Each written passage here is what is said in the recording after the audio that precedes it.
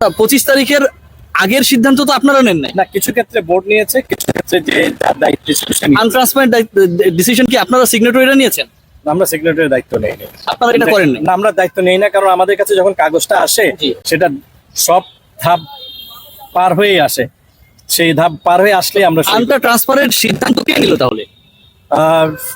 আমি ওই প্রশ্নে যাব না। সিগনেচার দেখে মাহবুব ভাই ইট সিমস লাইক যে আপনারা নিয়েছেন, প্রশ্নে যেতে হবে। আমি যেটা বলেছি সেটা আমি ক্লিয়ার করেছি। না না, সিগনেচার আপনার। সেকেন্ড কোনো কোশ্চেন নেই, কারণ আমি বলেছি যে আমরা সই করার আগে সিদ্ধান্ত নেই না, সিদ্ধান্ত নেওয়া হয়ে আসলেই আমরা সই করি, সেই সিদ্ধান্ত আমাদের ছিল না। ধন্যবাদ, থ্যাংক ইউ স্যার। এবং সেই গচ্ছিত টাকার এগেনস্টে বিসিবি আয় হয়, সেই আয়টা, যে অঙ্কের আয়টা প্রেস রিলিজে দিয়েছে, সেই অঙ্কের আয়টা সঠিক। তাহলে যদি এটা হয় 238 কোটি টাকা 13 ব্যাংকে, 2 ব্যাংকে কেন 118 কোটি, বাকি 11 ব্যাংকে মাত্র 120 কেন? এটা এই 2 ব্যাংক কি আছে এর মধ্যে?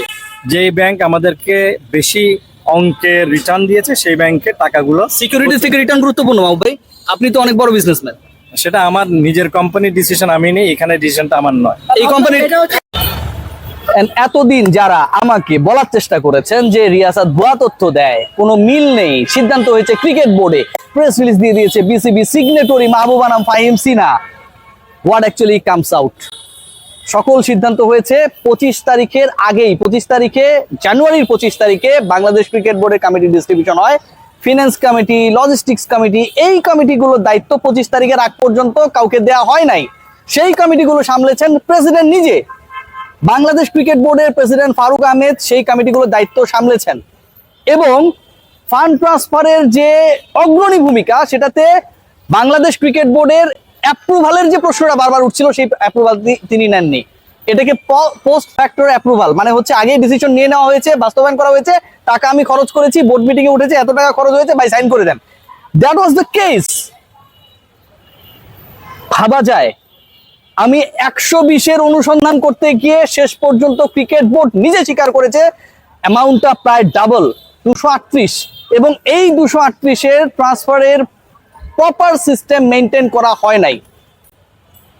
সিগনেটরিদের একজন যখন এখানটায় এসে বলেন যে এটার দায় আমরা নেব না, বাংলাদেশ ক্রিকেট বোর্ডের একজন পরিচালক এসে এখানটায় যখন বলেন এটার দায় আমরা নেব না, অ্যাপ্রুভ হয়ে এসেছে দেখে আমরা সিগনেচার করেছি, বোর্ড মিটিংয়েও সেটা অ্যাপ্রুভ হয় নাই, নির্বাহী আদেশে হয়েছে, এরপর কোনো কিছু বাকি থাকে? এরপর কোনো কিছু বাকি থাকে না। বাংলাদেশ ক্রিকেট বোর্ডের যে কোনো ইনস্টিটিউশনের সবচেয়ে বড় ইস্যু কি জানেন আপনারা? সবচেয়ে বড় ইস্যু হচ্ছে ফিনান্সিয়াল এলিগেশন যদি তৈরি হয়, সেটা মুদি দোকানেও যদি হয়, কেউ যদি কাউকে কর্মচারী রাখে, আর্থিক ইস্যুতে যদি ট্রান্সপারেন্সি না থাকে, অনেক বড় ইস্যু। সেখানটায় বাংলাদেশ ক্রিকেট বোর্ড আমাদের গর্বের জায়গায় এত বড় ফান্ড ট্রান্সফার, 250 কোটি টাকা উত্তোলন, 238 কোটি টাকার ফিক্সড ডিপোজিট করা, দুইটা পার্টিকুলার ব্যাংকে 118 কোটি টাকা রেখে দেওয়া, বলা হচ্ছে শুধুমাত্র ইন্টারেস্ট রেট ভালো দেখে এই ব্যাংকগুলোতে রাখা হয়েছে, অন্য কোনো দিকে তাকানো হয় নাই, only the interest rate. Bangladesh cricket বোর্ডের খুব ইন্টারেস্টের দরকার, পারিবারিক সঞ্চয়পত্র করবে, সংসার চলছে না, 1 টাকা বেশি ইন্টারেস্ট রেট বেশি দিবে, 1.5 টাকা বেশি দিবে, বাংলাদেশ ক্রিকেট বোর্ডে 1-1.5 টাকা না পেলে চলতে পারবে না। কি হচ্ছে বিসিবিতে? এত এত গ্রিন জোনের ব্যাংক থাকতে, prime bank, city bank, BRAC bank, bank Asia, Dutch Bangla bank, কতগুলো ব্যাংকের নাম ব্যাংকের না হয়ে আমরা জানি সবাই। আপনারা গেলেন মধুমতি মেঘনাতে, আপনারা না, আপনি গেলেন মধুমতি মেঘনাতে, এবং একক ডিসিশনেই এই বিশাল আর্থিক অনিয়মের ঘটনা বাংলাদেশ ক্রিকেট বোর্ডে ঘটেছে। ক্রিকেট বোর্ডের বোর্ড অফ ডিরেক্টরস এর অনুমোদন নেওয়া হয় নাই। ক্রিকেট বোর্ড যে প্রেস রিলিজ দিয়েছে যে এখানটা সিগনেটরি হচ্ছে অমুক দুজন, তারা সাইন করেছেন, তারা বলছেন এটার দায়িত্ব আমাদের না, অ্যাপ্রুভড হয়ে এখানটা এসেছে, বাই প্রসেসে আমরা সিগনেচার করেছি। সো অ্যাপ্রুভ করলোটা কে? বাংলাদেশ ক্রিকেট বোর্ডের পিওনেরা অ্যাপ্রুভ করেছে, এটা গ্রাউন্ডসম্যানরা অ্যাপ্রুভ করেছে। Who approve this big amount?